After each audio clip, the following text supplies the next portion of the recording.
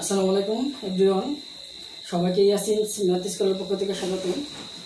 আজকে যে ক্লাসটি করব সেটা হচ্ছে জিরান্ড ভার্সেস পার্টিসিপল।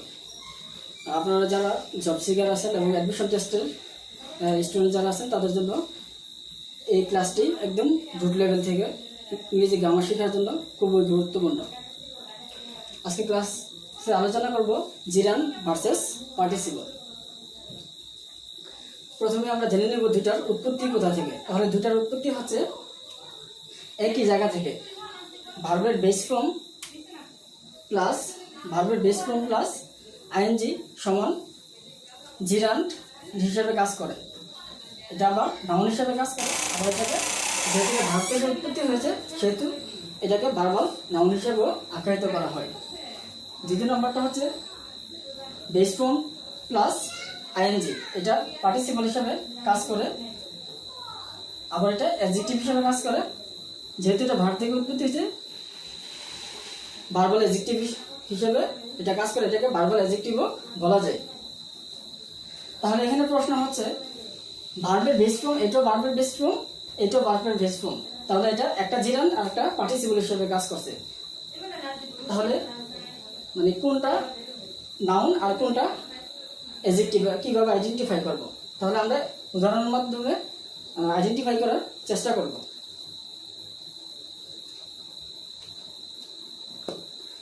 আমরা একটা উদাহরণ দিচ্ছি, ওয়াকিং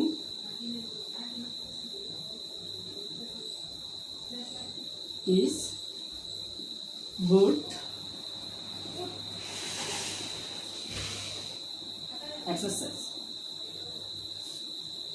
এখানে আমাদের প্রথমে মনে রাখতে হবে যখন verb one plus ING gerund হিসাবে কাজ করবে অথবা নাউন হিসাবে কাজ করবে সেক্ষেত্রে এটা চলমান সেন্স প্রকাশ করবে। এখানে ওয়াকিংটা হচ্ছে নাউন হিসাবে এখানে বসছে, এখানে ইজ ভার্বের সাবজেক্ট হিসাবে ওয়াকিংটা নাউন হিসাবে কাজ করছে। Walking is a good exercise, মানে হাঁটাটা হচ্ছে একটা ভালো শরীর চর্চা। তাহলে এখানে হাঁটা মানে কেউ হাঁটছে না, এখানে মানে বোঝাচ্ছে হাঁটা মানে একটা স্থির সেন্স প্রকাশ করছে। এখানে কিন্তু হাঁটা বলতে এখানে বলা হয়নি যে কেউ হাঁটতেছে। তাহলে এখানে বোঝা যাচ্ছে যে এখানে নাউন হিসাবে যখন এটা কাজ করবে অথবা জিরান্ড হিসাবে কাজ করবে সেক্ষেত্রে একটা স্থির সেন্স হিসাবে প্রকাশ করবে। দুই নম্বরটা হচ্ছে আমাদের verb plus base form plus ING, এটা পার্টিসিপল হিসাবে কাজ করে। আবার অ্যাডজেক্টিভ যখন এটা পার্টিসিপল হিসাবে কাজ করে তখন এটাকে অ্যাডজেক্টিভ হিসাবে আমরা বলবো। যেহেতু এটা ভার্ব থেকে উৎপত্তি হয়েছে সেহেতু আমরা এটাকে বলতে পারি ভার্বাল অ্যাডজেক্টিভ। তাহলে এখন প্রশ্ন আসে যে কোনটা নাউন এবং কোনটা অ্যাডজেক্টিভ, অথবা কোনটা জিরান্ড এবং কোনটা পার্টিসিপল। তাহলে যেহেতু দুইটার বেস ফর্ম প্লাস আইএনজি দুইটার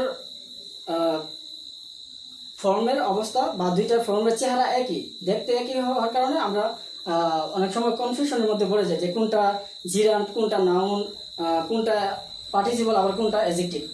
তাহলে আমাদেরকে একটু জেনে রাখা দরকার যে যখন কোনো স্থির সেন্স প্রকাশ করবে তাহলে আমাদেরকে টেকনিকটা ফলো করতে হবে যে যখন স্থির সেন্স প্রকাশ করবে তখন এটা আমরা বুঝবো যে এটা জিরান্ড অথবা নাউন হিসেবে কাজ করছে। যখন এটা চলমান সেন্স প্রকাশ করবে তখন আমরা বুঝবো যে এটা পার্টিসিপল, আর পার্টিসিপল যখন হবে তখন এটা অ্যাডজেক্টিভ হিসেবে কাজ করবে। আমরা উদাহরণের মাধ্যমে দেখি।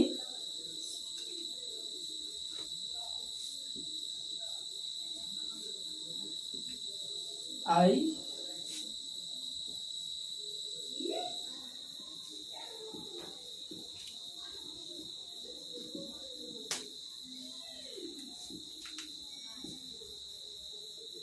এখানে খেয়াল করেন আমরা এখানে লিখছি I saw a walking man. এখানে কিন্তু আমি একটা হাঁটারত অবস্থায় মানে হাঁটা একটা মানুষকে দেখছি।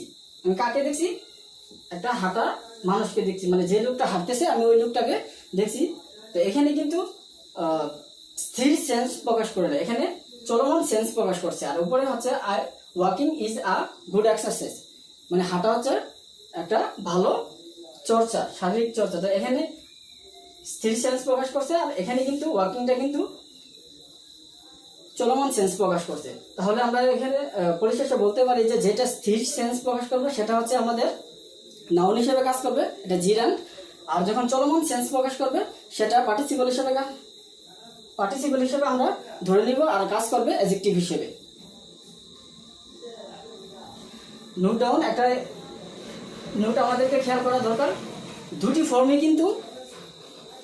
ফর্মে উৎপন্ন হয়েছে ভার্ব থেকে, কিন্তু কেউ মানে দুইটা ফর্মের একটা ফর্ম কিন্তু ভার্ব না, এরা কাজ করছে নাউন অথবা অ্যাডজেক্টিভ হিসেবে, নাউন এবং অ্যাডজেক্টিভ হিসেবে কাজ করছে। যেহেতু জিরান্ডের কোনো প্রকারভেদ নেই সেহেতু জিরান্ডের আলোচনা অনেক সংক্ষিপ্ত। তাহলে আমরা জেনে নিব যে পজিশনটা, জিরান্ড কোথায় কোথায় বসে, তো জিরান্ডের কোন কোন জায়গায় বসে আমরা পজিশনটা জেনে নিব। পজিশন অফ জিরান্ড, প্রথমত সেন্টেন্সের সাবজেক্ট হিসেবে জিরান্ড বসে, যেমন swimming is a good exercise, সাঁতারটা হচ্ছে একটা শরীরের ভালো চর্চা, সাঁতার হচ্ছে একটা ভালো চর্চা। এখানে সুইমিংটা এখানে ইজ ভার্বের সাবজেক্ট হিসেবে বসছে। এখানে দুইটা এতে আমরা আইডেন্টিফাই করার চেষ্টা করবো, একটা হচ্ছে ইজ হচ্ছে একটা ভার্বের সাবজেক্ট হিসেবে বসছে সুইমিং, কিন্তু ভার্বের সাবজেক্ট হিসেবে নাউনটাও নাউন বসে, যেহেতু সুইমিং নামের কোনো প্রোনাউন নাই সেহেতু এটা অবশ্যই এটা নাউন, তাহলে এটা নাউন হিসেবে বসছে। দ্বিতীয় নম্বর হচ্ছে ভার্বের অবজেক্ট হিসেবে কাজ করে। তাহলে ভার্বের অবজেক্ট হিসেবে কাজ করে তাহলে আমরা দেখি আই লাইক রিডিং হিস্টোরি, আমি হিস্টোরি বা ইতিহাস পড়তে পছন্দ করি বা ভালোবাসি। তাহলে এখানে আমাদের ভার্ব আছে, মূল ভার্ব আছে লাইক, লাইককে আমরা কি বা কাকে দ্বারা যদি প্রশ্ন করি তাহলে আমাদের অবজেক্ট পাবো। তাহলে কি পছন্দ করি, পড়তে পছন্দ করি, তাহলে আমাদের অ্যান্সারটা পাচ্ছি রিডিং। রিডিংটা হচ্ছে আমাদের অবজেক্ট, যেহেতু আমরা অবজেক্ট এখানে ভার্বকে কি বা কাকে দ্বারা প্রশ্ন করে উত্তর পেয়েছি সেহেতু এটাই হচ্ছে আমাদের অবজেক্ট, আর অবজেক্ট হিসেবে এটা নাউন হিসেবে বসছে, অবজেক্টটা নাউনের কাজ করছে, যেটা আমরা নাউন বলবো। 3 নাম্বার প্রিপজিশনের অবজেক্ট হিসেবে ব্যবহৃত হয়েছে। আমরা উদাহরণের মাধ্যমে বিষয়টি ক্লিয়ার করব। I am fond of reading history, রিডিংটা প্রিপজিশনের অবজেক্ট হিসেবে বসছে, অফটা হচ্ছে প্রিপজিশন প্লাস এটা হচ্ছে নাউন, নাউন হিসাবে কাজ করছে। তাহলে আমি এখানে হচ্ছে I am fond of reading history, আমি হিস্টোরি পড়তে পছন্দ করি অথবা অভ্যস্ত। 4 নম্বরটা হচ্ছে কমপ্লিমেন্ট হিসেবে, আর আমরা কমপ্লিমেন্ট জানি যে পরিপূরক, সাবজেক্টের পরিপূরক অথবা অবজেক্টের পরিপূরক। এখানে সাবজেক্টের পরিপূরক হিসেবে Kamal is a teacher, Kamal একজন শিক্ষক। এখানে এই যে কামাল হচ্ছে সাবজেক্ট, সাবজেক্টের পরিপূরক হিসেবে টিচারটা এখানে ব্যবহৃত হয়েছে, টিচারটা এখানে বসছে। তার মানে আমরা বলতে পারি যে কমপ্লিমেন্ট হিসেবে এখানে টিচার বসছে, আর এটার নাম হচ্ছে নাউন। তবে এখানে টিচারটা নাউন হিসেবে কাজ করছে। 5 নাম্বার হচ্ছে কম্পাউন্ড নাউন হিসেবে বসছে। কম্পাউন্ড নাউন হচ্ছে দুইটা নাউন, মানে যুগল নাউন, দুইটা নাউন হিসেবে, যেমন ওয়াকিং স্টিক, ওয়াকিং একটা নাউন, স্টিক একটা নাউন, দুইটা এখানে স্টিক আলাদা করা যায়, কিন্তু এখানে স্টিকটা একটা নাউন, ওয়াকিংটাও একটা নাউন। এখানে ওয়াকিং স্টিক দুইটা নাউন মিলে একটা শব্দ হয়েছে, এটা হচ্ছে লাঠি, মানে হাঁটার লাঠি। এখানে আলাদা করা যাবে না, যেহেতু যাবে না সেহেতু এটা একটা শব্দ হিসেবে বসছে, আর এটার নাম হচ্ছে কম্পাউন্ড নাউন, আর এটা নাউন হিসেবে কাজ করছে। তাহলে walking stick has been lost, মানে হাঁটার লাঠিটা প্রায় শেষ হয়ে গেছে বা নষ্ট হয়ে গেছে এমনটা বোঝাচ্ছে। তাহলে আমরা পুরোটা ওভারভিউ করবো, ওভারভিউর মাধ্যমে দেখবো যে জিরান্ড এবং পার্টিসিপলের বেসিক পার্থক্যটা কোথায়।